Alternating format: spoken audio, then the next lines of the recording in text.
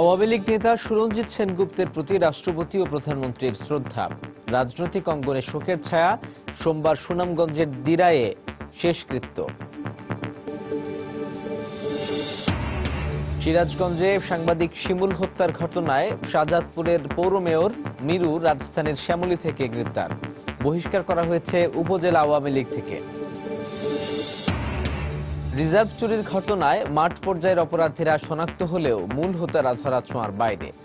তদন্তে বিদেশি সংস্থার উপর নির্ভরতাকে দুষছে সিআইডি। বিশ্ববিদ্যালয় পর্যায়ে বরাবরই অবহেলার শিকার বাংলা। নেই মাতৃভাষার বই। বিদেশি মৌলিক বইগুলো বাংলায় প্রকাশের তাগিদ।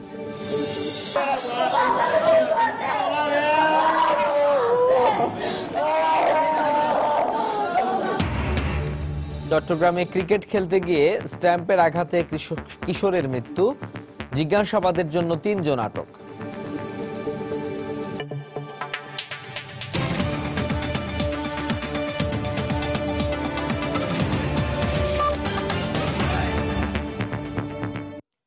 প্রবাসের সময় সঙ্গে আছি সাজিদ রাজু। প্রবীণ রাজনীতিবিদ সুরঞ্জিত সেনগুপ্তর চলে যাওয়া রাজনীতির ইতিহাসে এক উজ্জ্বল নক্ষত্রের বিদায় বলে অভিহিত করেছেন রাজনীতিবিদ, সাংস্কৃতিক ব্যক্তিত্ব সহ বিভিন্ন অঙ্গনের মানুষ। ফুলেল শ্রদ্ধায় বর্ষিয়ান এই রাজনীতিবিদকে বিদায় জানাতে এসে এমনই মন্তব্য করলেন তারা। সুরঞ্জিত সেনগুপ্তের মৃত্যুতে শোক জানিয়েছেন রাষ্ট্রপতি মোহাম্মদ আব্দুল হামিদ, প্রধানমন্ত্রী শেখ হাসিনা, জাতীয় সংসদের speaker doctor Shirin Sharmin Chowdhury, BNP chairperson Begum Khaleda Zia সহ অনেকে। 7 বারের সংসদ সদস্য বর্ষিয়ান আওয়ামী লীগ নেতা সুরঞ্জিত সেনগুপ্তের মরদেহ রোববার বিকেলে আনা হয় জাতীয় সংসদের দক্ষিণ প্লাজায়। এ সময় তার প্রতি শ্রদ্ধা নিবেদন করেন রাষ্ট্রপতি অ্যাডভোকেট আব্দুল হামিদ। এরপর শ্রদ্ধা নিবেদন করেন প্রধানমন্ত্রী শেখ হাসিনা ও জাতীয় সংসদের স্পিকার শিরিন শারমিন চৌধুরী। এ সময় উপস্থিত ছিলেন আওয়ামী লীগের সিনিয়র নেতৃবৃন্দ সহ বিভিন্ন দলের নেতারা। এর আগে বেলা 12টায় সর্বস্তরের জনগণের শ্রদ্ধা নিবেদনের জন্য মরদেহ রাখা হয় ঢাকেশ্বরী মন্দিরে। এ সময় তার বর্ণাঢ্য কর্মময় ও রাজনৈতিক জীবনের স্মৃতিচারণ করেন একাল ও সেকালের রাজনীতিকরা। রাজনৈতিক ইতিহাসের উজ্জ্বল নক্ষত্র হিসেবে আখ্যা দিয়ে তারা বলেন, সুরঞ্জিতের মৃত্যুতে কেবল আওয়ামী লীগের নয়, ক্ষতি হয়েছে পুরো দেশের।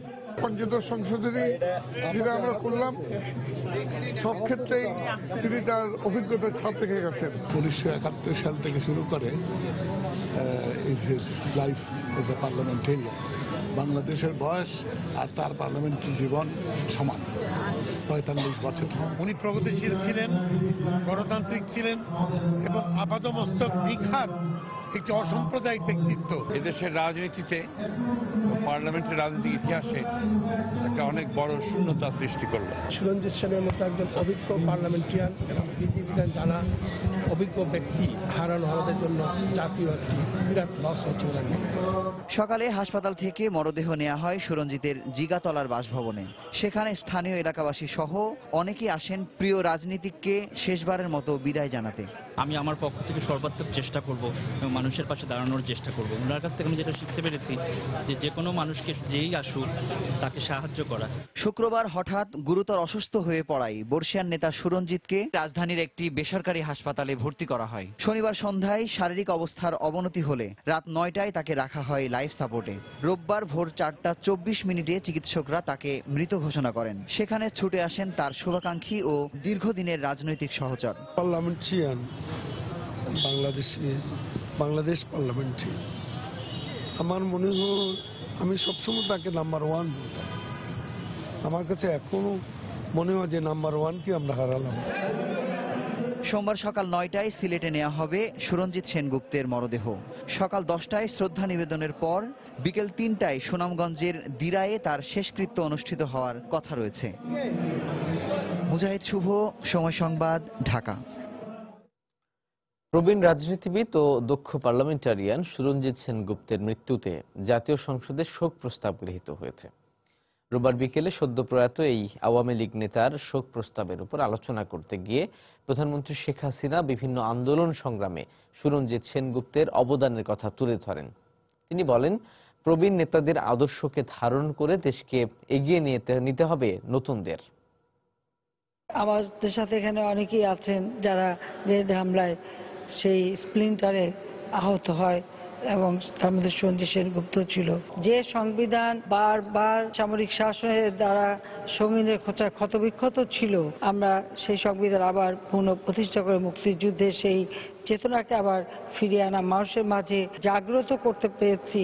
এই সংগ্রামের পথে একজন সাথী ছিলেন আমাদের সঞ্জীব সেনগুপ্ত। আমরা যারা বয়োবৃদ্ধ হয়ে যাচ্ছি, পুরনো হয়ে যাচ্ছে, আমাদেরকে তো চলে যেতেই হবে, কিন্তু আমাদের নতুন যারা, তারা যেন এই মুক্তিযুদ্ধের চেতনাকে ধারণ করে দেশকে সঠিক পথে এগিয়ে নিয়ে যেতে পারে, সেটাই চাই। আজকে সঞ্জীব সেনগুপ্তের কথা বারবারই মনে হয়। তার স্ত্রী, তার ছেলে, তাদের প্রতি সহ তার পরিবার পরিজন, তারা এই শোক সইবার ক্ষমতা পাক, সেটাই আমরা চাই এবং তার প্রতি আমি শ্রদ্ধা জানাই। প্রবাসের সময় আরো থাকছে। রুয়েটের শিক্ষার্থীদের অবরোধ প্রত্যাহারের 5 ঘন্টা পর এবার শিক্ষকদের ক্লাস পরীক্ষা বর্জন। শিক্ষকদের নিয়ে আপত্তিকর মন্তব্য করা এই সিদ্ধান্ত। প্রথমবারের মতো পৃথিবীর উচ্চ জনগোষ্ঠীর দেশগুলোর জোট E9 ফোরামের সভাপতির দায়িত্ব পেল বাংলাদেশ। রাজধানীতে ফোরামটির 11তম সম্মেলনের উদ্বোধন করেন প্রধানমন্ত্রী শেখ হাসিনা। 3 দিনব্যাপী সম্মেলনের উদ্বোধনী পর্বে প্রধান অতিথির বক্তব্যে প্রধানমন্ত্রী বলেন, শিক্ষাকে সার্বজনীন করার লক্ষ্যে শিক্ষাবিদদের নতুন নতুন কর্মকৌশল নির্ধারণ করতে হবে। এছাড়া পারস্পরিক সহযোগিতা ও অভিজ্ঞতা বিনিময়ের মাধ্যমে E9-এর এই সম্মেলন শিক্ষা খাতের টেকসই উন্নয়ন লক্ষ্যমাত্রা অর্জনের সহায়ক হবে বলে আশা প্রকাশ করেন প্রধানমন্ত্রী। 1993 সালে বাংলাদেশ, ভারত, চীন সহ পৃথিবীর জনসংখ্যাবহুল 9টি দেশ নিয়ে E9 গঠিত হলেও দেশের মাটিতে প্রথমবারের মতো জোটটির মন্ত্রী পর্যায়ের সম্মেলন। শুরুতেই জোটের নবনির্বাচিত চেয়ার শিক্ষামন্ত্রী নুরুল ইসলাম নাহিদের হাতে দায়িত্ব হস্তান্তর করেন পাকিস্তানের শিক্ষা বিষয়ক মন্ত্রী বালিক-উর রহমান, যেখানে 2 মন্ত্রী বলেন, সবার জন্য শিক্ষা নিশ্চিত করতে E9 ফোরামকে পাড়ি দিতে হবে অনেক পথ। প্রধান অতিথির বক্তব্যে প্রধানমন্ত্রী বলেন, বাংলাদেশ MDGর অধিকাংশ লক্ষ্য অর্জন করেছে। শিক্ষায় টেকসই উন্নয়ন লক্ষ্যমাত্রা অর্জনে বর্তমান সরকার কাজ করে যাচ্ছে বলেও জানান তিনি। 2016 সালে প্রাথমিক পর্যায়ে ভর্তির হার 98% উন্নীত হয়েছে এবং ঝরে পড়ার হার 20% হ্রাস পেয়েছে। 2010 সাল থেকে এ পর্যন্ত প্রাথমিক ও মাধ্যমিক পর্যায়ে আমরা 2.25 বিলিয়ন পাঠ্য বই বিনামূল্যে বিতরণ করেছি। এটা বিশ্বের সবচেয়ে বৃহৎ বই বিতরণ কার্যক্রম বলে আমি মনে করি। প্রধানমন্ত্রী বলেন, সন্ত্রাসবাদ ও উগ্রবাদ সারা বিশ্বে মানবাধিকার ও স্থিতিশীলতার জন্য হুমকি হয়ে দাঁড়িয়েছে। E9ভুক্ত দেশগুলোকে নতুন নতুন উদ্ভাবনী কৌশল এবং দূরদর্শী নীতির মাধ্যমে এ সমস্যা সমাধানের আহ্বান জানান তিনি।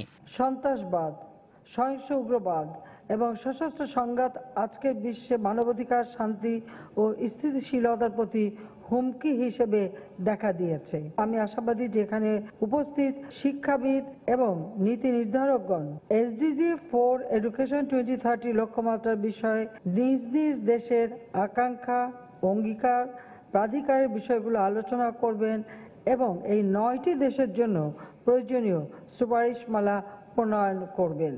উদ্বোধনী আয়োজনে প্রধানমন্ত্রী শেখ হাসিনা এবং ইউনেস্কোর মহাপরিচালক ইরিনা বেকোভও শুভেচ্ছা স্মারক তুলে দেন জোটটির নতুন চেয়ারম্যানের হাতে। আজহার লিমন, সময় সংবাদ, ঢাকা। সাংবাদিক শিমুল হত্যা মামলার প্রধান আসামি সিরাজগঞ্জের শাহজাহানপুর পৌর মেয়র আলিমুল হক মিরুকে গ্রেপ্তার করেছে পুলিশ। রোববার রাতে রাজধানীর শ্যামলী থেকে তাকে গ্রেপ্তার করা হয়েছে বলে সময় সংবাদকে নিশ্চিত করেছেন আইজিপি শহীদুল হক। ঢাকার পুলিশের সহায়তায় সিরাজগঞ্জের পুলিশ তাকে গ্রেপ্তার করে। পুলিশ জানায়, ঘটনার পর থেকেই পলাতক ছিলেন মেয়র মিরু। তবে তার খোঁজে বিভিন্ন স্থানে অভিযান চালাচ্ছিল আইন শৃঙ্খলা বাহিনীর বেশ কয়েকটি দল। এরই ধারাবাহিকতায় আজ রাত 9:45টায় শ্যামলীর একটি বাসায় অভিযান চালায় তারা। এ সময় মোটরসাইকেল নিয়ে পালাতে গেলে মিরুকে গ্রেপ্তার করে পুলিশ। এর আগে দেশ ত্যাগের শঙ্কা থাকায় মিরুর সিরাজগঞ্জের বাসা থেকে তার পাসপোর্ট ও জাতীয় পরিচয়পত্র জব্দ করে পুলিশ। এদিকে হত্যা মামলায় অভিযুক্ত পৌর মেয়র হালিমুল হক মিরু ও তার সহযোগী KM নাসিরকে দলীয় পদ থেকে বহিষ্কার করেছে উপজেলা আওয়ামী লীগ। রোববার সকালে দলীয় কার্যালয়ে অনুষ্ঠিত বৈঠকে এই সিদ্ধান্ত নেওয়া হয় বলে গণমাধ্যমকে নিশ্চিত করেন উপজেলা আওয়ামী লীগের সভাপতি ও সংসদ সদস্য হাসিবুর রহমান স্বপন। জ্ঞান বিজ্ঞানের বিভিন্ন বিষয়ে ইংরেজি ভাষায় রচিত বইয়ের অভাব নেই দেশের বিশ্ববিদ্যালয়গুলোতে, কিন্তু মাতৃভাষা বাংলা এসব বই খুঁজেও পান না শিক্ষার্থীরা। কারণ বিদেশি ভাষায় রচিত গুরুত্বপূর্ণ বই মাতৃভাষায় শিক্ষার্থীদের কাছে পৌঁছে দেওয়ার যথাযথ কোনো উদ্যোগ নেই। শিক্ষাবিদরা বলছেন, ভাষা আন্দোলনের গৌরবময় ঐতিহ্য থাকলেও সব মহলের উদাসীনতার কারণেই শিক্ষার উচ্চ পর্যায়ে অবহেলার শিকার বাংলা ভাষা। তাফসির বাবুর রিপোর্ট। দেশের বিশ্ববিদ্যালয়গুলোতে বাংলা ও ইংরেজি এই দুই মাধ্যমেই পড়াশোনার সুযোগ রয়েছে শিক্ষার্থীদের। তবে সুযোগ থাকলেও শিক্ষার্থীরা মূলত মাধ্যম হিসেবে বেছে নেন ইংরেজিকেই। কারণ বিজ্ঞান, মানবিক কিংবা ব্যবসা শিক্ষার মতো বিষয়গুলোতে বাংলা ভাষায় নেই মানসম্মত রেফারেন্স বই। সব মৌলিক বইয়ের বাংলা আমরা পাইনি। দেখা যায় যে বাংলা পেলেও অনেক কিছুর মান তেমন একটা ভালো থাকে না। কিছু বই পাওয়া যায়, কিন্তু সেই বইয়ের মানগুলি ওই ইংরেজি যে বইগুলি ওই বইগুলির সাথে তাল মেলানো না। শিক্ষার্থীরা বলছেন, বিশ্ববিদ্যালয় জীবনে পড়তে এসে জ্ঞান বিজ্ঞানের বিভিন্ন বিষয়ে তাদেরকে মূলত অধ্যয়ন করতে হয় ইংরেজি ভাষায়, কারণ এসব বিষয়ে পর্যাপ্ত বাংলা বই নেই। যদিও বিশেষজ্ঞরা বলছেন, নতুন জ্ঞান সৃষ্টি করার জন্য বাংলায় অধ্যয়নের সুযোগ থাকা জরুরি। মাতৃভাষায় বই পুস্তক না পড়তে পারলে সে বই গভীরভাবে বোঝা, উপলব্ধি করা এবং নিজস্ব চিন্তাধারা গড়ে তোলা কঠিন হয়ে যায়। বাংলাতে বই লিখতে হবে এক নম্বর কাজ, আর দ্বিতীয় যে কাজটা সেটা হচ্ছে বাংলাতে বই অনুবাদ করতে হবে। প্রশ্ন হচ্ছে, শিক্ষার্থীদের কাছে মাতৃভাষায় জ্ঞান পৌঁছে দেওয়ার কাজ করবে কারা? এক্ষেত্রে বাংলা একাডেমিকেই ভূমিকা নেওয়ার কথা বলছেন কেউ কেউ। যদিও বাংলা একাডেমি বলছে এ কাজ বিশ্ববিদ্যালয়গুলোকেই করতে হবে। যেহেতু বাংলা একাডেমি বাংলাদেশের সবচেয়ে বড় প্রকাশনা প্রতিষ্ঠান এবং গুণমান সম্পন্ন প্রতিষ্ঠান, সেই কারণেই বাংলা একাডেমিকে উদ্যোগ নেওয়া দরকার। অনুবাদ চর্চার জন্য বিশ্ববিদ্যালয় পর্যায়ে একটা ইনস্টিটিউট হওয়া দরকার। একটা বিশ্ববিদ্যালয়ের পক্ষে এটা সম্ভব, একাডেমির পক্ষে এই কাজটা হতে সম্ভব না। এর জন্য যে দক্ষ জনবল দরকার, শিক্ষক দরকার, শিক্ষকদের বেতন ভাতাদের পরিমাণ দরকার। এক্ষেত্রে বিশ্ববিদ্যালয় মঞ্জুরি কমিশন, পাবলিক বিশ্ববিদ্যালয় ও শিক্ষা মন্ত্রণালয়ের ত্রিপক্ষীয় উদ্যোগ প্রয়োজন বলছেন ঢাকা বিশ্ববিদ্যালয়ের উপাচার্য। আমাদের শিক্ষকবৃন্দ তারা চান যে বাংলায় টেক্সট বই রচিত হোক, তো শিক্ষকদেরকে সেই সুযোগ সুবিধা দিলে আমি ধারণা করি করা যাবে। তার মতে, জ্ঞানের বিভিন্ন শাখায় বিদেশি মৌলিক বইগুলো বাংলা ভাষায় প্রকাশের ক্ষেত্রে ইতোমধ্যেই যে বিলম্ব হয়ে গেছে তা কাটিয়ে উঠতে এখনই দরকার কার্যকর সরকারি উদ্যোগ। তাফসির বাবু, সময় সংবাদ, ঢাকা। বাংলাদেশ ব্যাংকের রিজার্ভ চুরির ঘটনায় দেশ ও দেশের বাইরের মাঠ পর্যায়ের অপরাধীদের সুনির্দিষ্টভাবে শনাক্ত করা গেছে বলে জানিয়েছে পুলিশের অপরাধ তদন্ত বিভাগ সিআইডি। চিহ্নিত হয়েছে ফিল্ড অপারেটিভদের হাত ঘুরে মূল হোতাদের কাছে টাকা পৌঁছানোর প্রক্রিয়াও। তবে ঘটনার বড় একটি অংশের তদন্ত বিদেশের আইনশৃঙ্খলা রক্ষা বাহিনীর সহযোগিতার উপর নির্ভরশীল হওয়ায় তাদের শনাক্ত করা যাচ্ছে না, এমনটাই জানিয়েছে সংস্থাটি। বিস্তারিত ওমর ফারুকের রিপোর্টে। দিনের হিসেবে বাংলাদেশ ব্যাংকের রিজার্ভ চুরির ঘটনার 1 বছর পেরিয়েছে এরই মধ্যে। যদিও মামলার বছর পূর্তির বাকি আর 40 দিন। এ সময়ের মধ্যে আদালতে মামলার তদন্ত প্রতিবেদন জমা দেওয়ার দিন পেছানো হয়েছে 10 বার। মামলার তদারককারী কর্মকর্তা সিআইডির অতিরিক্ত পুলিশ মহাপরিদর্শক জানালেন, তদন্ত প্রতিবেদন জমা দেয়া না গেলেও ঘটনাক্রম দাঁড় করানো থেকে শুরু করে দেশ বিদেশের মাঠ পর্যায়ের অপরাধীদের শনাক্ত করতে সক্ষম হয়েছেন তারা। ফিল্ড অপারেটিভ পর্যায়ে কাজগুলো কি? কেউ সিস্টেম দুর্বল করেছেন, কেউ ভুয়া অ্যাকাউন্ট খুলেছেন, কেউ ভুয়া অ্যাকাউন্টে সম্পূর্ণ নিয়ম নীতির তোয়াক্কা না করে এখানে টাকা ঢুকতে দিয়েছেন, আবার টাকাটা বের করতে দিয়েছেন। যারা কাজগুলো করেছে তাদেরকে সুনির্দিষ্টভাবে আমরা চিহ্নিত করেছি। রিজার্ভ চুরির ঘটনায় নাম এসেছে ফিলিপাইন ও শ্রীলঙ্কার অপরাধীদের। তদন্ত করতে সেসব দেশ সফরও করেছেন সিআইডির প্রতিনিধি দল। সিআইডি বলছে, মূল হোতাদের শনাক্ত করতে বিদেশি সংস্থাগুলোর উপর নির্ভর করতে হচ্ছে তাদের, আর এ কারণেই তদন্ত কিছুটা আটকে আছে। আমরা আটকে আছি কোথায়? আমরা তো বলছি যে 31শে জানুয়ারি যদি আমার কম্পিউটার সিস্টেম হ্যাকারের কন্ট্রোলে চলে গিয়ে থাকে 2016 31শে জানুয়ারি, তাহলে 1 ফেব্রুয়ারি শ্রীলঙ্কা এটা কেন ঘটলো, আর 1 ফেব্রুয়ারি ফিলিপাইন ওটা কেন ঘটলো? ঘটলে কারা ঘটিয়েছে এটা আমাদের বের করে এটুকু সাহায্য আমাদের করো, তখন কিন্তু আমরা লিঙ্কটা খুঁজে পাবো। বলটা কিন্তু এখন দেশের বাইরে অন্য একটা বা দুটো বা তিনটা জায়গায় পড়ে আছে। এই ফিল্ড অপারেটিভদেরকে কোন দেশে কারা খেলিয়েছেন, মূল হোতা কারা, কিছু কমন ব্যক্তি থাকা উচিত। বিচ্ছিন্ন 3টা বা 5টা ঘটনার মধ্যে যে একটা কমন ব্যক্তি থাকলে খুব সহজভাবে আমি নিজেই কনভিন্স হব এবং কনভিন্স করতেও পারবো। 2016 সালের 4 ফেব্রুয়ারি বাংলাদেশ ব্যাংকের রিজার্ভের 8 কোটি 10 লাখ মার্কিন ডলার হ্যাকিং এর মাধ্যমে চুরি করা হয়। 15ই মার্চ অজ্ঞাত হ্যাকারদের আসামি করে মতিঝিল থানায় মামলা করেন বাংলাদেশ ব্যাংকের এক কর্মকর্তা। ওমর ফারুক, সময় সংবাদ, ঢাকা। চট্টগ্রামে ক্রিকেট খেলতে গিয়ে স্ট্যাম্পের আঘাতে ফয়সাল নামে 14 বছরের এক কিশোরের মৃত্যু হয়েছে। রোববার বিকেলে মাদারবাড়ি এলাকায় এই ঘটনা ঘটে। নিহত স্বজনরা জানান, রোববার বিকেলে নগরীর কলেজিয়েট স্কুল মাঠে খেলতে যায় ফয়সাল ও তার বন্ধুরা। এ সময় এক বন্ধুর ছুড়ে দেয়া স্ট্যাম্প ফয়সালের কানের নিচে এসে লাগে। সঙ্গে সঙ্গে সে মাটিতে লুটিয়ে পড়ে। পরে উদ্ধার করে চট্টগ্রাম মেডিকেল কলেজ হাসপাতালে নেওয়া হলে চিকিৎসক তাকে মৃত ঘোষণা করেন। এই ঘটনায় 3 জনকে জিজ্ঞাসাবাদের জন্য আটক করা হয়েছে। নিহত ফয়সাল মাদারবাড়িতে পান দোকানদার হিসেবে কাজ করত। যে করছে ঘটনাটা তার দৃষ্টান্তমূলক শাস্তি। এই উনি রাস্তা মানে বল মারছে, বলের লগে আসতে আমার বাড়ির লগে মানে ওর এই বলটি যাই মানে ওর খান্দাত পড়ছে। এটা কি দুর্ঘটনা না কেউ তাকে আঘাত করছে এটা এখনো নিশ্চিত না। যারা এখান থেকে আমরা 3 জনকে জিজ্ঞাসাবাদের জন্য নিয়ে যাচ্ছি, যারা ওখানে খেলাধুলা ছিল। আমরা জিজ্ঞাসাবাদ করে তারপর জানতে পারবো যে ঘটনাটা কি। রোহিঙ্গা ইস্যুতে বিদেশি কূটনীতিক ও দাতা সংস্থাগুলোর কাছে নিজেদের অবস্থান স্পষ্ট করল বাংলাদেশ। রোববার বিকেলে রাষ্ট্রীয় অতিথি ভবন পদ্মায় ডেকে তাদের কাছে দেশের অবস্থান তুলে ধরেন পররাষ্ট্রমন্ত্রী আবুল হাসান মাহমুদ আলী। রোববার বিকেল 3:30টায় বৈঠক শুরু হয়। ঘণ্টাব্যাপী চলা এ বৈঠকে অংশ নেন যুক্তরাজ্য, যুক্তরাষ্ট্র, তুরস্ক, ইরান সহ ঢাকায় অবস্থানরত 47টি কূটনৈতিক মিশনের কূটনীতিকরা। এছাড়া জাতিসংঘ সহ বেশ কয়েকটি দাতা সংস্থার প্রতিনিধিরাও এই সময় উপস্থিত ছিলেন। পররাষ্ট্রমন্ত্রী আবুল হাসান মাহমুদ আলী সহ প্রধানমন্ত্রীর রাজনৈতিক উপদেষ্টা এইচ.টি. ইমান, পররাষ্ট্র প্রতিমন্ত্রী শাহরিয়ার আলম ও পররাষ্ট্র সচিব শহীদুল হক বৈঠকে উপস্থিত ছিলেন। পরে পররাষ্ট্র মন্ত্রণালয়ের পক্ষ থেকে জানানো হয়, হাতিয়ার ঠেঙ্গারচরে রোহিঙ্গাদের স্থানান্তরের বিষয়ে বিস্তারিত তুলে ধরা হয়।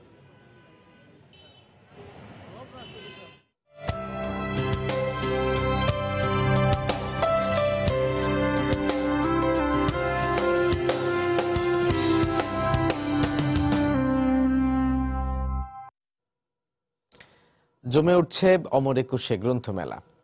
মেলার 5ম দিনে বই হচ্ছে 87টি। এর মধ্যে ছোট গল্পের বইয়ের সংখ্যাই বেশি। রোববার বিকেল 3টায় গ্রন্থমেলা খুলে দেওয়ার সাথে সাথে ভিড় করতে শুরু করেন লেখক, প্রকাশক ও বই প্রেমীরা। দোকানে দোকানে নতুন বইয়ের খোঁজ করেন তারা। মেলায় এ পর্যন্ত 621টি নতুন বই এসেছে। প্রকাশক ও বিক্রেতারা জানালেন, উপন্যাস আর রচনাবলীর দিকেই ঝোঁক বেশি ক্রেতাদের। এছাড়া অনুবাদ আর গবেষণাধর্মী বইয়েরও চাহিদা রয়েছে। তবে শিশু কিশোরদের আগ্রহের তালিকায় বিজ্ঞান ভিত্তিক আর ভৌতিক গল্প। মেলায় আসা ক্রেতারা জানান, বইমেলার আকার বাড়ানোয় অনেকটাই স্বাচ্ছন্দ্যে ঘুরতে পারছেন তারা। খুঁজে নিতে পারছেন পছন্দের বই।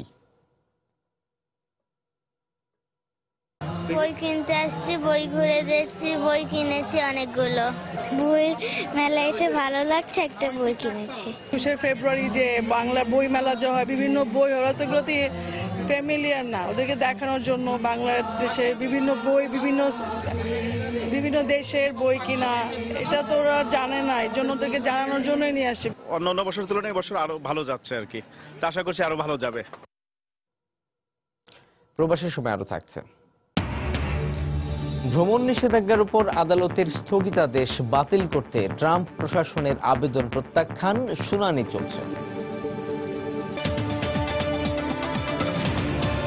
প্রবাসের খবর শেষ হল 41তম কলকাতা বইমেলা। রোববার মেলার শেষ দিনে বাংলাদেশ দিবস উপলক্ষে বিশেষ আয়োজনের উদ্বোধন করেন বাংলাদেশের সংস্কৃতি মন্ত্রী আসাদুজ্জামান নূর। এই সময় তিনি তিস্তা চুক্তি নিয়ে পশ্চিমবঙ্গ সরকারকে উদার হওয়ার আহ্বান জানান। এই ধরনের আয়োজন দুদেশের সম্পর্ক আরো সুদৃঢ় করবে বলেও আশা প্রকাশ করেন পশ্চিমবঙ্গের তথ্য ও প্রযুক্তি মন্ত্রী ব্রাত্য বসু। কলকাতা থেকে সুব্রত আচার্যের পাঠানো তথ্য ও ছবি নিয়ে রিপোর্ট। রোববার কলকাতা বইমেলায় বাংলাদেশ দিবসের অনুষ্ঠানে তিল ধারণের ঠাঁই ছিল না। ইউবিআই অডিটোরিয়ামে আয়োজিত ওই অনুষ্ঠানে উপস্থিত ছিলেন বাংলাদেশের নারী ও শিশু বিষয়ক মন্ত্রী মেহের আফরোজ চুমকি, কলকাতায় বাংলাদেশের উপদূতাবাসের ডেপুটি হাই কমিশনার জকি আহাদ সহ অনেকে। অনুষ্ঠানের উদ্বোধন করেন সংস্কৃতি মন্ত্রী আসাদুজ্জামান নূর। এ সময় তিনি তিস্তা চুক্তি নিয়ে পশ্চিমবঙ্গ সরকারকে আরো উদার হওয়ার আহ্বান জানান। অন্যদিকে দুই দেশের সুসম্পর্ক অক্ষুণ্ণ রাখার তাগিদ দেন পশ্চিমবঙ্গের তথ্য প্রযুক্তি মন্ত্রী। বাংলাদেশের মানুষ এখনো তাকিয়ে আছে তিস্তার পানি সমস্যার সমাধানে। আমি দৃঢ়ভাবে বিশ্বাস করি পশ্চিমবঙ্গের মাননীয় মুখ্যমন্ত্রী তিনি বাংলাদেশের একজন পরম বন্ধু। তার উদারতায় বন্ধুত্বে আমরা নিশ্চয়ই অচিরে এই সমস্যাগুলি আমরা সমাধান করতে পারবো। শেখ হাসিনার সঙ্গে মমতা বন্দ্যোপাধ্যায়ের যে হৃদ্যতা, যে আন্তরিকতা এবং যে কূটনৈতিক এবং রাজনৈতিক আলাপ নিজের প্রতি থেকে এসছে, এটা নতুন করে বলার অপেক্ষা আছে না যে দুই বাংলার সম্পর্ক আক্ষরিক অর্থে অত্যন্ত নিবিড়। এবারের বাংলাদেশ দিবসটি বাংলা কবিতার জন্য উৎসর্গ করা হয়। এ উপলক্ষে বাংলাদেশের প্রখ্যাত কবি আসাদ চৌধুরী অনুষ্ঠানের শুরুতেই কবিতা নিয়ে মূল প্রবন্ধ পাঠ করেন। আমাদের যে আত্মীয়তাটা না, এটা বাংলা বর্ণমালার আত্মীয়তা। আমাদের চণ্ডীদাস, আমাদের গোবিন্দ দাস, আমাদের ভারতচন্দ্র রায়, আমাদের সব কবি, এমনকি আমাদের রবীন্দ্রনাথ যে বর্ণমালায় লিখতে না, আমার মতো সাধারণ মানুষও সেই বর্ণমালায় লিখে।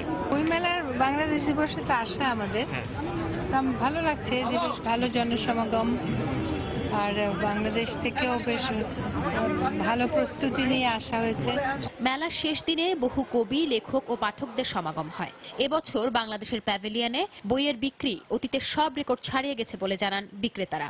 পছন্দের বই পেয়ে খুশি ক্রেতারাও। শুধুমাত্র বাংলাদেশের বই কিনবো বলে এবং হুমায়ুন আহমেদের বই কিনবো বলে এসেছি। মনে বইয়ের প্রতি যে ঝোঁক আর বই কেনার প্রতি যে একটা আগ্রহ, সেটা কিন্তু বহিঃপ্রকাশিত মেলার মধ্যে থেকেই প্রকাশ পায়। এবারের বই মেলা শুরু হয় 25 জানুয়ারি। আগামী বছর মেলা নতুন কোনো স্থানে আয়োজনের পরিকল্পনা রয়েছে বলে জানানো হয়। সংবাদ, কলকাতা। প্রতিরক্ষা মন্ত্রণালয় সম্পর্কিত সংসদীয় কমিটির সদস্যদের সম্মানে বঙ্গবন্ধু পরিষদ, কুয়েত শাখা ও বাংলাদেশ বিজনেস কাউন্সিলের যৌথ উদ্যোগে এক মতবিনিময় ও সংবর্ধনা সভা অনুষ্ঠিত হয়েছে। সোমবার কুয়েতের স্থানীয় একটি হোটেলে এই সংবর্ধনা সভা অনুষ্ঠিত হয়। বঙ্গবন্ধু পরিষদ কুয়েত শাখার সভাপতি শেখ আকরামুজ্জামানের সভাপতিত্বে এবং সাধারণ সম্পাদক মাইনুদ্দিন মঈনের সঞ্চালনায় আয়োজিত এই অনুষ্ঠানে প্রধান অতিথি হিসেবে উপস্থিত ছিলেন বাংলাদেশ আওয়ামী লীগের প্রেসিডিয়াম সদস্য মোহাম্মদ ফারুক খান এমপি, বাংলাদেশ আওয়ামী লীগের যুগ্ম সাধারণ সম্পাদক doctor Dipu Moni MP, advocate Babli MP এবং মাহমুদুস সামাদ এমপি। এছাড়াও এতে বক্তব্য রাখেন বাংলাদেশ বিজনেস কাউন্সিল কুয়েতের সভাপতি লুৎফুর রহমান। এ সময় অনুষ্ঠানে উপস্থিত প্রবাসী বাংলাদেশিরা যত দ্রুত সম্ভব পাসপোর্টের মেয়াদ 10 বছর করার আহ্বান জানান।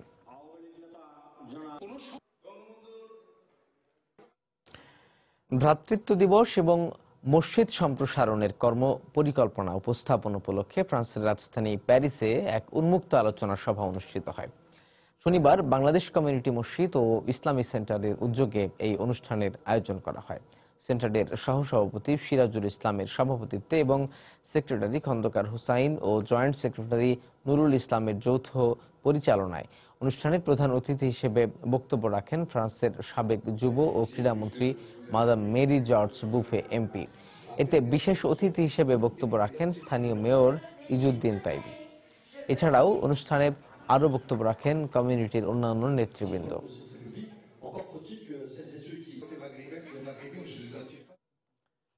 দুবাই বঙ্গবন্ধু পরিষদের আয়োজনে চট্টগ্রাম উত্তর জেলা আওয়ামী লীগ নেতা মোহাম্মদ শাহজাহান, মোহাম্মদ বাকের ও আলমগীর জামান সিআইপির সম্মানে এক সংবর্ধনা সভা অনুষ্ঠিত হয়েছে।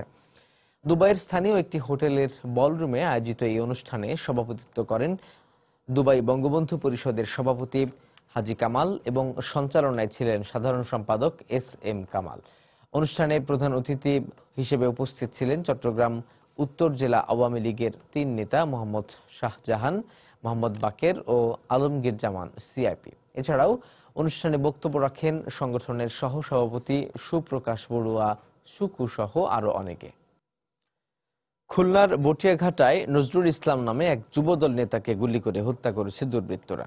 রোববার সকাল 8টার দিকে খুলনা মেডিকেল কলেজ হাসপাতালে চিকিৎসাধীন অবস্থায় তার মৃত্যু হয়। পুলিশ জানায়, রোববার বিকেলে উপজেলার করেডোর গ্রামে একটি চিংড়ি ঘেরে হামলা চালায় 8 থেকে 10 জনের একদল দুর্বৃত্ত। এ সময় ওই ঘেরের কর্মচারী এবং আমিরপুর ইউনিয়ন যুবদলের সাধারণ সম্পাদক নজরুল ইসলামকে গুলি করে পালিয়ে যায় দুর্বৃত্তরা। গুরুতর অবস্থায় তাকে উদ্ধার করে খুলনা মেডিকেল কলেজ হাসপাতালে ভর্তি করা হয়। পরে রাত 8টার দিকে চিকিৎসাধীন অবস্থায় তার মৃত্যু হয়। রাসেল থাই ওর পোলাপান লোকজন নিয়ে ডাইরেক্ট ওপেন অস্ত্র নিয়ে গেছে, একদম প্রত্যেক মোটরসাইকেল করে নিয়ে 25-30 জন লোক গেছে। দোষ করেছে, এদের দৃষ্টান্তমূলক শাস্তি এবং ফাঁসি দাবি করি, যে যেন এরা জীবনে কোনোদিন আর এরকম ঘটনা ঘটাতে না পারে। নৃশংস হত্যাকাণ্ডের বিচার চাই, কারণ তারা মানে অবৈধভাবে এইভাবে ঢুকে কোন জন্য কোন কারণে তাও জানি না, যে একটা ঘেরে ঢুকে তারা এইভাবে গোলাগুলি করলো। কুষ্টিয়ার কুমারখালীতে দুর্বৃত্তদের ছোড়া গুলিতে তাসের আহমেদ নামে এক পথচারী আহত হয়েছেন। বিকেলে কাজীপাড়া মোড় এলাকায় এই ঘটনা ঘটে। পুলিশ জানায়, খোকসামুখী 3টি মোটরসাইকেলকে পেছন থেকে ধাওয়া করে দায়িত্বরত 2 জন পুলিশ কনস্টেবল। এ সময় একটি মোটরসাইকেল থেকে এক আরোহী পুলিশকে লক্ষ্য করে গুলি ছোড়ে। পুলিশ তাদের আটকাতে স্থানীয়দের সহযোগিতা চায়। এ সময় কাজীপাড়া মোড় এলাকায় পথচারী তাসের আহমেদ একটি মোটরসাইকেলকে আটক করলে দুর্বৃত্তরা তাকে গুলি করে পালিয়ে যায়। পুলিশ আহত পথচারীকে উদ্ধার করে প্রথমে কুমারখালী স্বাস্থ্য কমপ্লেক্সে নিয়ে যায়, পরে উন্নত চিকিৎসার জন্য তাকে কুষ্টিয়া সদর হাসপাতালে পাঠানো হয়। দৌড়ে এসে একজন দুর্বৃত্তকারীকে ঝাপটিয়ে ধরলে অপর দুর্বৃত্তকারী 1 রাউন্ড গুলি ছুড়লে পথচারী পায়ে গুলিবিদ্ধ হয়। তাকে আমরা উদ্ধার করে কুষ্টিয়া হসপিটালে প্রেরণ করি। দুর্বৃত্তদের ব্যবহৃত মোটরসাইকেলটি আমরা আটক করি। দুর্বৃত্তদের গ্রেপ্তারের ব্যাপারে আমরা বিভিন্ন স্থানে অভিযান পরিচালনা অব্যাহত রয়েছে। রাজশাহী প্রকৌশল ও প্রযুক্তি বিশ্ববিদ্যালয়ে শিক্ষার্থীদের অবরোধ প্রত্যাহারের প্রায় 5 ঘন্টা পর অনির্দিষ্টকালের জন্য ক্লাস পরীক্ষা বর্জনের ঘোষণা দিয়েছেন শিক্ষক সমিতি। সামাজিক যোগাযোগ মাধ্যমে বিরূপ মন্তব্য ও প্রায় 21 ঘন্টা ভিসি সহ 16 জন শিক্ষককে অবরুদ্ধ করে রাখার অভিযোগে রোববার সন্ধ্যা 7:30টার দিকে রুয়েট শিক্ষক সমিতি অনির্দিষ্টকালের জন্য ক্লাস পরীক্ষা বর্জনের ঘোষণা দেয়। শিক্ষক সমিতির জরুরি সভায় এই সিদ্ধান্ত নেওয়া হয়। এর আগে দুপুরে শিক্ষার্থীদের অব্যাহত আন্দোলনের প্রেক্ষিতে রাজশাহী প্রকৌশল ও প্রযুক্তি বিশ্ববিদ্যালয়ের 33 ক্রেডিট পদ্ধতি বাতিলের ঘোষণা দেয় একাডেমিক কাউন্সিল। গতকাল সন্ধ্যায় উপাচার্য কার্যালয়ের সামনে অবস্থান নিয়ে উপাচার্য সহ 16 শিক্ষককে অবরুদ্ধ করে রাখে শিক্ষার্থীরা। গত 28 জানুয়ারি থেকে 33 ক্রেডিট বাতিলের দাবিতে বিশ্ববিদ্যালয়ের 14 ও 15তম ব্যাচের শিক্ষার্থীরা আন্দোলন শুরু করে।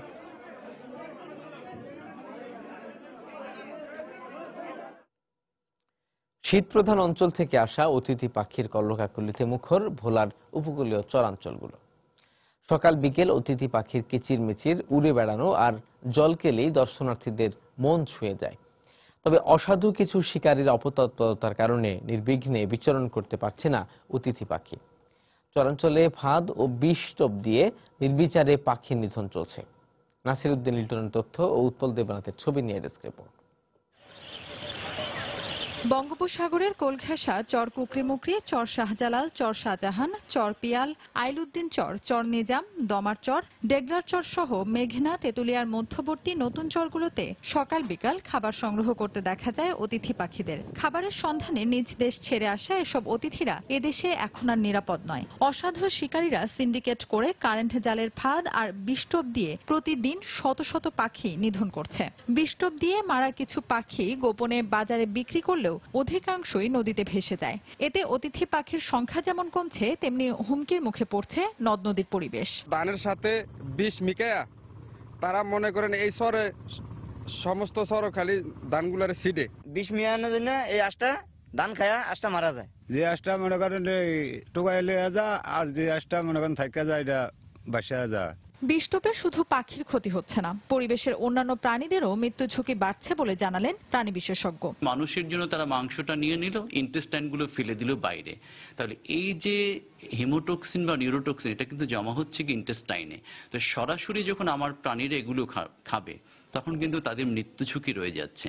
আর এসব পাখি খেলে মানুষের ক্যান্সার সহ জটিল রোগে আক্রান্ত হওয়ার সম্ভাবনা রয়েছে বলে জানান জেলার সিভিল সার্জন। বারবার এই বিষাক্ত পাখি খেলে পরিপাকতন্ত্রের বিভিন্ন সমস্যা দেখা দিতে পারে, লিভার, কিডনি এগুলোর সমস্যা দেখা দিতে পারে, একসময় তাদের খাদ্যনালীর ক্যান্সার সহ অন্যান্য জটিলতা দেখা দিতে পারে। পাখি ধরা বন্ধ ও অতিথিদের অবাধ বিচরণ নিশ্চিত করতে এলাকা ভিত্তিক টহল বৃদ্ধি সহ নিরাপত্তা বাড়ানোর কথা জানালেন বন বিভাগের কর্মকর্তা। অতিথি পাখি এবং বন্যপ্রাণী সংশ্লিষ্ট, বন অপরাধ সংশ্লিষ্ট আমরা অপরাধ দমনের জন্য আমরা একটা টহল টিম করি। ওই টহল টিম এবং আমাদের নিয়মিত বিট কর্মকর্তা কর্মচারীদের মাধ্যমে এগুলো নিয়ন্ত্রণ করা হয়। বাংলাদেশ বার্ড ক্লাবের পর্যবেক্ষণে এবছর 18টি চরে 84 প্রজাতির প্রায় 50,000 পাখি দেখা গেছে। এর মধ্যে দেশি পাখি 27 প্রজাতির ও 57 প্রজাতির পরিযায়ী পাখি রয়েছে। সময় সংবাদ, ভোলা। এবার দেশের বাইরের খবর। মুসলিম প্রধান 7 দেশের নাগরিকদের যুক্তরাষ্ট্র ভ্রমণে ট্রাম্পের নিষেধাজ্ঞার উপর আদালতের স্থগিতাদেশ বাতিল করতে ট্রাম্প প্রশাসনের করা আবেদন প্রত্যাখ্যান করেছেন দেশটির আপিল বিভাগ। তবে শুনানি চলছে। এর ফলে ভ্রমণ নিষেধাজ্ঞার বিরুদ্ধে আদালতের স্থগিতাদেশ বহাল থাকল। এর আগে আদালতের ওই স্থগিতাদেশকে হাস্যকর উল্লেখ করে নিষেধাজ্ঞা পুনর্বহালের অঙ্গীকার করেন মার্কিন প্রেসিডেন্ট ডোনাল্ড ট্রাম্প। আদালতের স্থগিতাদেশের পরই বিমানবন্দরে স্বাভাবিক পরিবেশ ফিরিয়ে আনতে কাজ শুরু করে হোমল্যান্ড সিকিউরিটি বিভাগ। যুক্তরাষ্ট্র ভ্রমণে প্রেসিডেন্ট ডোনাল্ড ট্রাম্পের আরোপ করা নিষেধাজ্ঞার ওপর আদালতে স্থগিতাদেশের পর শনিবার তা কার্যকর শুরু করে অভ্যন্তরীণ নিরাপত্তা বিভাগ। পররাষ্ট্র দপ্তর জানায়, নিষিদ্ধ 7টি দেশের নাগরিকদের প্রায় 60,000 ভিসা আবারও কার্যকর করা হয়েছে। এরপরই দেশটির বিভিন্ন বিমানবন্দরে আটকে থাকা যাত্রীদের যুক্তরাষ্ট্রে প্রবেশের অনুমতি দেয় ইমিগ্রেশন কর্তৃপক্ষ। এতে কিছুটা স্বস্তি প্রকাশ করলেও শঙ্কা এখনো রয়েই গেছে বলে জানান বিমানবন্দর থেকে বেরিয়ে আসা যাত্রীরা। আমি শুধু এদেশের একজন নাগরিকই নয়, একজন চিকিৎসকও। আমি বিশ্বাস করি আমেরিকার উন্নয়নে আমাদের যথেষ্ট অবদান রয়েছে। ট্রাম্পের এই আদেশ শুধুমাত্র আমাদের উপরে প্রভাব পড়ছে না, বাছ বিচারহীনভাবে প্রত্যেক নাগরিকের উপর প্রভাব পড়ছে। এর কারণে যুক্তরাষ্ট্রের প্রত্যেক নাগরিক ভোগান্তির শিকার হচ্ছেন। আমি বুঝতে পারছি না ট্রাম্প ভবিষ্যতে আরো কি পদক্ষেপ নিতে যাচ্ছেন। আদালতের এই আদেশের ফলে অনেক মানুষ তাদের ঘরে ফিরতে শুরু করেছে। আশা করছি ভবিষ্যতেও যেন এই স্বাভাবিক প্রক্রিয়া অব্যাহত রাখা হয়। এদিন নিউ ইয়র্কের জন এফ কেনেডি বিমানবন্দরে আটকে থাকা যাত্রীদের স্বাগত জানানোর পাশাপাশি আইনি পরামর্শ দেন প্রায় 1000 স্বেচ্ছাসেবী। বেশ কয়েকটি এয়ারলাইন্স এরই মধ্যে ট্রাম্পের নিষেধাজ্ঞাভুক্ত দেশগুলোর নাগরিকদের যুক্তরাষ্ট্রগামী ফ্লাইটে ওঠার অনুমতি দিয়েছে বলে জানা গেছে। আমরা আটকে দেওয়া যাত্রীদের জন্য অপেক্ষা করছি। তাদের সঙ্গে যোগাযোগ করে আইনি সহায়তাও দেওয়ার চেষ্টা করছি। কোনো সমস্যা হলে আমরা একসঙ্গে সেটা মোকাবেলা করছি। এরই মধ্যে বিমানবন্দরে কয়েকটি ফ্লাইট আসা শুরু করেছে। আশা করছি আমাদের অভিবাসীরা তাদের বাড়ি ফিরে আসার সুযোগ পাবে। ট্রাম্পের নিষেধাজ্ঞার বিরুদ্ধে যুক্তরাষ্ট্র জুড়ে বিক্ষোভ অব্যাহত রয়েছে। শনিবারও দেশটির বিভিন্ন বিমানবন্দরে বিক্ষোভ করতে দেখা যায়। ট্রাম্পের অন্যায় নীতিমালা মেনে না নেয়ার ব্যাপারে দৃঢ় প্রত্যয় ব্যক্ত করেন বিক্ষোভকারীরা। এমন পদক্ষেপ আর বিক্ষোভের পরও আদালতের নেওয়া নির্দেশের বিরুদ্ধে আপিল করে ট্রাম্প প্রশাসন। এর জবাবে রোববার আবেদন প্রত্যাখ্যান করেন দেশটির আপিল বিভাগ। তবে আদালত জানান, আবেদনের ওপর পুরোপুরি শুনানি না হওয়া পর্যন্ত নিম্ন আদালতের আদেশ বহাল থাকবে। গেল শুক্রবার ট্রাম্পের ওই নির্বাহী আদেশকে অসাংবিধানিক উল্লেখ করে তা স্থগিতের আদেশ দেন যুক্তরাষ্ট্রের ফেডারেল জাজ জেমস রবার্ট। আদালতের ওই রায়কে হাস্যকর উল্লেখ করে নিষেধাজ্ঞা পুনর্বহালের অঙ্গীকার করেন ট্রাম্প। হাফসাতুন্নেসা, সময় সংবাদ।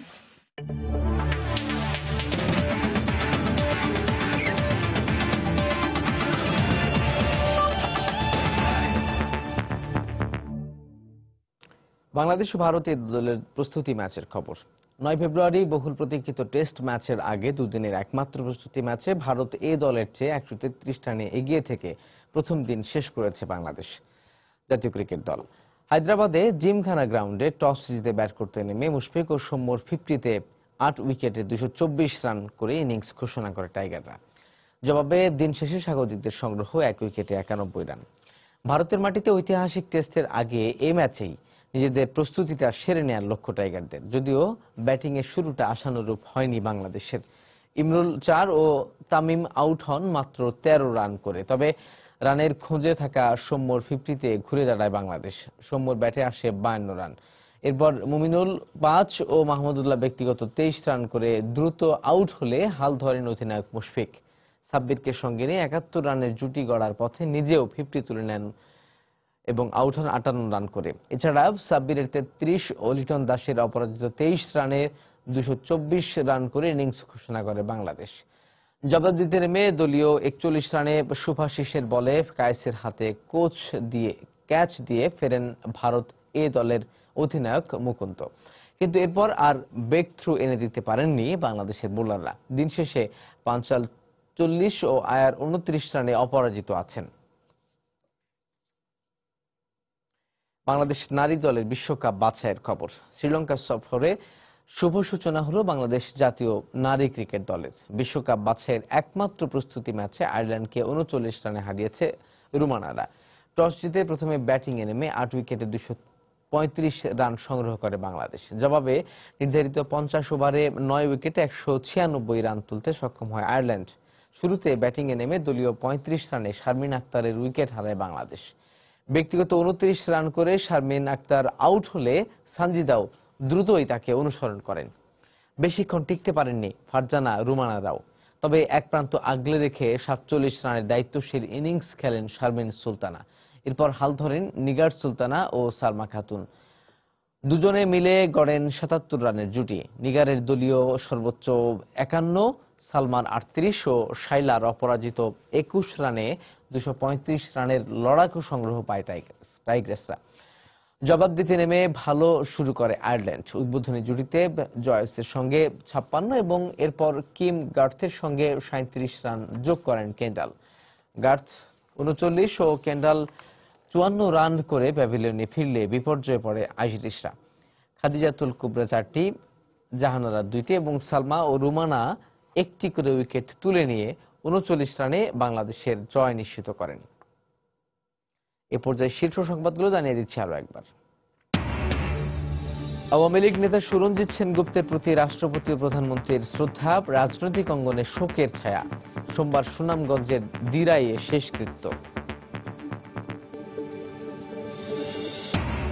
সিরাজগঞ্জের সাংবাদিক শিমুল হত্যার ঘটনায় শাহজাদপুরের পৌর মেয়র মিরু রাজধানীর শ্যামলী থেকে গ্রেপ্তার। বহিষ্কার করা হয়েছে উপজেলা আওয়ামী লীগ থেকে।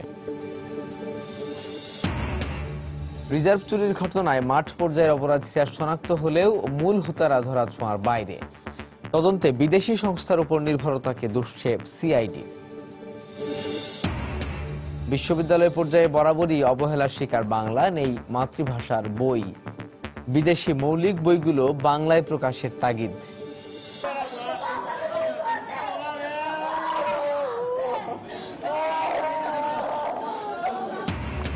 চট্টগ্রামে ক্রিকেট খেলতে গিয়ে স্ট্যাম্পের আঘাতে কিশোরের মৃত্যু, জিজ্ঞাসাবাদের জন্য 3 জন আটক।